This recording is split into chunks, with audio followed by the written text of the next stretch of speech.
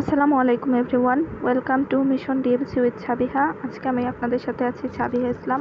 বর্তমানে অধ্যয়নরত আছি ঢাকা মেডিকেল কলেজে। তো আমার চ্যানেল থেকে আমি নিয়মিতভাবে মেডিকেল অ্যাসপিরেন্টের জন্য যে ভিডিও আপলোড করে যাচ্ছি, তার মধ্যে আজকে মেডিজিকে সিরিজের আমি একটা গুরুত্বপূর্ণ বিষয় নিয়ে আলোচনা করব। তো আজকে আমরা যে জিনিসগুলো নিয়ে আলোচনা করব সেটা যেমন হচ্ছে আমাদের যে কোনো অ্যাডমিশন টেস্ট, মেডিকেল অ্যাডমিশন টেস্টের জন্য জরুরি, ঠিক তেমনইভাবে আমরা যদি হচ্ছে কোনো ভার্সিটি অ্যাডমিশন টেস্ট দিতে যাও সেখানেও খুব বেশি জরুরি। এখন আমি এর মধ্যে থেকে যেগুলো ইম্পর্ট্যান্ট সেগুলো দাগিয়ে দেবো। মোটামুটি এই জিনিসগুলো জানা থাকলেই ইনশাল্লাহ সকল পরীক্ষায় সুন্দর মতো অ্যান্সার করা যাবে। তো প্রথমেই শুরু করা যাক হচ্ছে সার্ক দিয়ে। তো সার্ক মোটামুটি আমরা আগে থেকেই পড়ে আসি যে south Asian association for regional cooperation বা সার্ক দক্ষিণ এশিয়ার হচ্ছে একটা আঞ্চলিক সহযোগিতামূলক সংস্থা। এখন এটা কে তৈরি করেছে? রাষ্ট্রপতি জিয়াউর রহমান। আমরা সবাই যেনাকে চিনি, যিনি হচ্ছে বাংলাদেশের সাবেক রাষ্ট্রপতি জিয়াউর রহমান। তিনি কবে? 1980 সালে। That's very important. 1980 সালে বাংলাদেশের প্রতিবেশী দেশগুলো দিয়ে আমরা একটু পর জানবো যে কোন কোন দেশগুলা নিয়ে মূলত 1985 সালের 8ই ডিসেম্বর এই হচ্ছে সার্কের জন্ম হয়। আচ্ছা, এখন হচ্ছে পাকিস্তান, শ্রীলঙ্কা, নেপাল, ভুটান, মালদ্বীপ সার্কের সদস্য হলেও 2007 সালে হচ্ছে আফগানিস্তান যুক্ত হয়, যেটা কিন্তু অলরেডি 15-16 সালে মেডিকেল অ্যাডমিশন টেস্টে একবার এসে গেছে। তাহলে প্রথমত আমাদের শুরু হয়েছিল কয়টি দেশ নিয়ে? 7টি দেশ নিয়ে দক্ষিণ এশিয়ার। তারা কি? বাংলাদেশ, তার প্রতিবেশী দেশ ভারত, পাকিস্তান, শ্রীলঙ্কা, নেপাল, ভুটান, মালদ্বীপ। এর মধ্যে 2007 সালে হচ্ছে আফগানিস্তান যুক্ত হয়। এরপর সার্কের হচ্ছে সদস্য সংখ্যা, তাহলে এখন কত হলো? সার্কের এখন সদস্য সংখ্যা হলো হচ্ছে 8। এই জিনিসটা একবার বিসিএসে আসছে। এবং আরেকটা যে প্রশ্নটা অনেকবার এসেছে বিসিএসে, সেটা হচ্ছে ঢাকায় সার্কের প্রথম ও ত্রয়োদশ সম্মেলন অনুষ্ঠিত হয়। ত্রয়োদশটা খুব রিসেন্টলি, মানে 5 সালে হয়েছে, কিন্তু যেটা প্রথম সম্মেলন সেটা কিন্তু হয় হচ্ছে কবে? 1985 সালে। এটা যেহেতু প্রথম সম্মেলন এবং সেটা বাংলাদেশের ঢাকায় অনুষ্ঠিত হয়, এজন্য এটা খুব বেশি গুরুত্বপূর্ণ। এরপর হচ্ছে 19তম শীর্ষ সম্মেলন 2016 সালে পাকিস্তান হওয়ার কথা থাকলেও তা হচ্ছে বাতিল হয়ে যায়। এটা পাকিস্তানে হওয়ার কথা ছিল। আচ্ছা, এখান থেকে আর তেমন কিছু জানার দরকার নেই। সাপটা অ্যান্ড সাপটা, এটার দুইটার ফুল ফর্ম লাগবে। সাপটা হচ্ছে প্রিফারেন্সিয়াল ট্রেডিং অ্যারেঞ্জমেন্ট অ্যান্ড সাপটা হচ্ছে south Asian free trade area. এখন সাপটা যেটা, সেটা কিন্তু 93 সালে স্বাক্ষরিত হয়, বাট তার 2 বছর পর 95 সালে কার্যকর হয়। এবং একইভাবে সাপটা যেটা ফ্রি ট্রেড, সেটা হচ্ছে 4 সালে স্বাক্ষরিত হয় এবং কার্যকর হয় হচ্ছে 2006 সালে, এবং তার অর্থাৎ তার 2 বছর পরে। তাহলে একটা হচ্ছে 93 সালে আর একটা হচ্ছে 95 সালে, একটা 2004 সালে, একটা হচ্ছে 2006 সালে। সার্কের আঞ্চলিক কেন্দ্র রয়েছে কিছু, সেটা হচ্ছে সার্কের আঞ্চলিক কেন্দ্র মূলত আমরা যদি বলি তাহলে কিছু কিছু জিনিস জানতে হবে। সেটা হচ্ছে আঞ্চলিক মানে বোঝাচ্ছে হচ্ছে কিছু অঞ্চল ভেদে যে কেন্দ্রগুলোকে নিয়ে আমরা গঠিত হব। এর মধ্যে দেখা যাচ্ছে যে কিছু আবহাওয়া কেন্দ্র, কৃষি কেন্দ্র, যক্ষ্মা কেন্দ্র, তথ্য কেন্দ্র, দুর্যোগ ব্যবস্থাপনা, তারপরে মানব উন্নয়ন কেন্দ্র, শক্তি কেন্দ্র, বন গবেষণা কেন্দ্র। সো আমরা যদি বলি ঢাকা এবং বাংলাদেশ, এই দুটাই হচ্ছে আবহাওয়া এবং কৃষি। আমরা এইভাবে বলতে পারি যে আবহাওয়া, কৃষি এগুলো অনেকটা বাংলাদেশের সাথে সম্পর্কিত। বাংলাদেশ একটা কৃষি প্রধান দেশ। তারপরে হচ্ছে এখানকার আবহাওয়া নাতিশীতোষ্ণ। So we can say that যে কৃষি কেন্দ্র এবং আবহাওয়া গবেষণা কেন্দ্র, এই দুটা হচ্ছে ঢাকায় অবস্থিত বাংলাদেশে। এই দুটো খুব খুব বেশি ইম্পর্টেন্ট, যেহেতু আমাদের বাংলাদেশে অবস্থিত।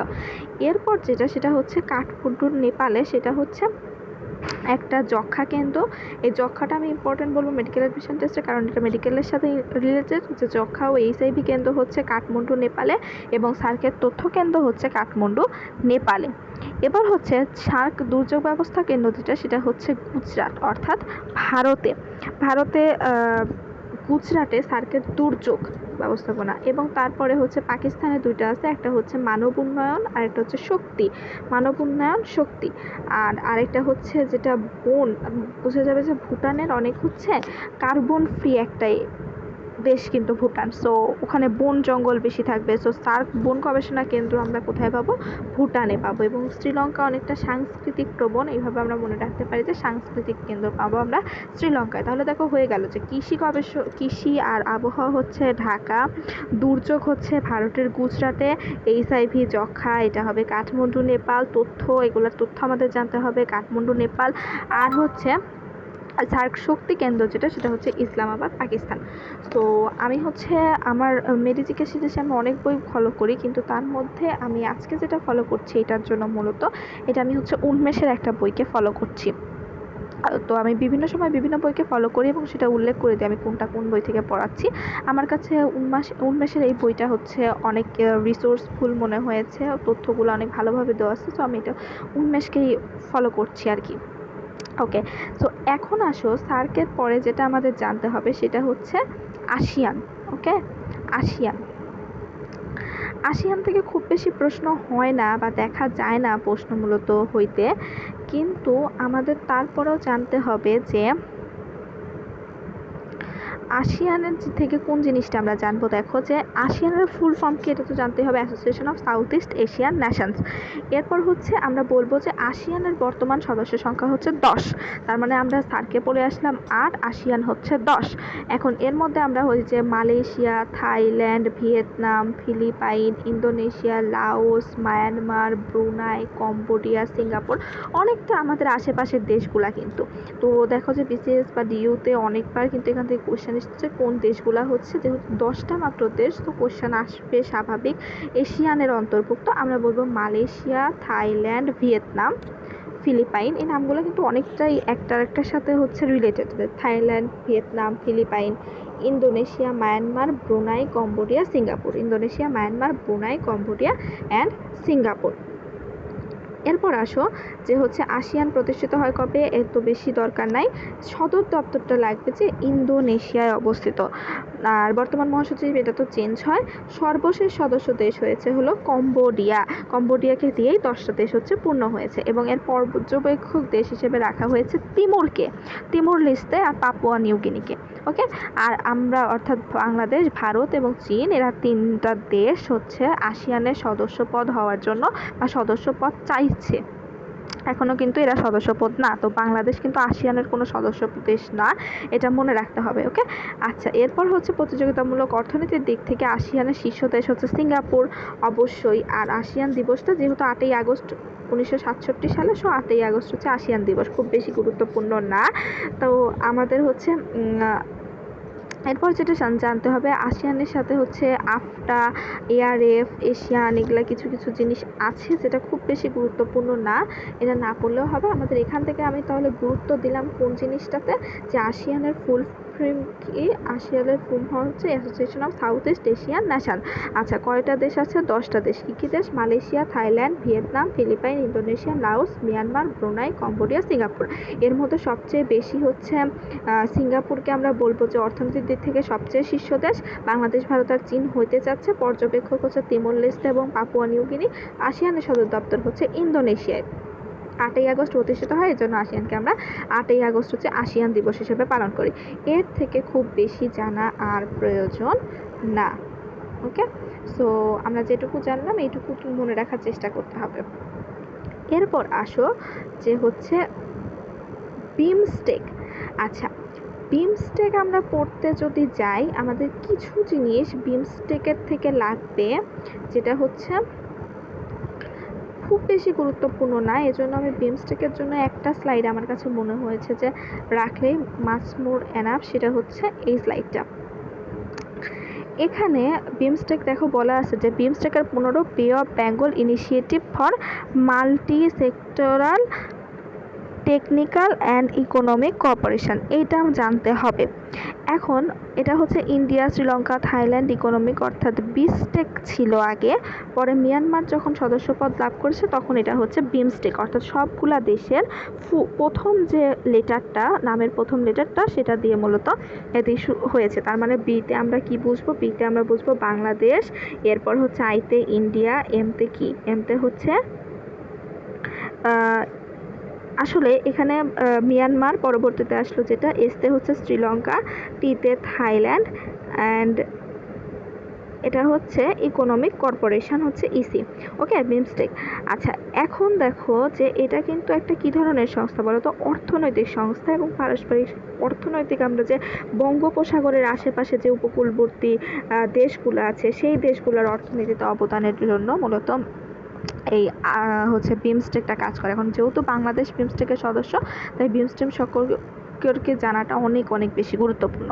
এখন বিমস্টেকের সদস্য দেশ কোনগুলা, এগুলো তো আমরা হচ্ছে প্রথম যেটাতে অলরেডি বুঝেই গেছি।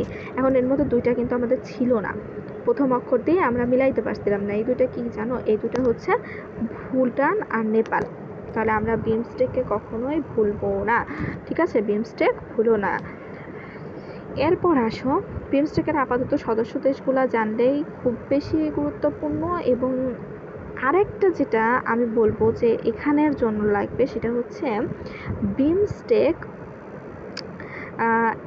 এখানে বিমস্টেকটা হচ্ছে যেহেতু বাংলাদেশের সদস্যপদ, এইটার চাইতেও বেশি গুরুত্বপূর্ণ যেটা, সেটা হচ্ছে বাংলাদেশের চাইতেও বেশি গুরুত্বপূর্ণ এখানে যেটা, সেটা হচ্ছে সদর দপ্তরটা কিন্তু বাংলাদেশে অবস্থিত। অর্থাৎ বিমস্টেকের সদর দপ্তর গুলশান, ঢাকা।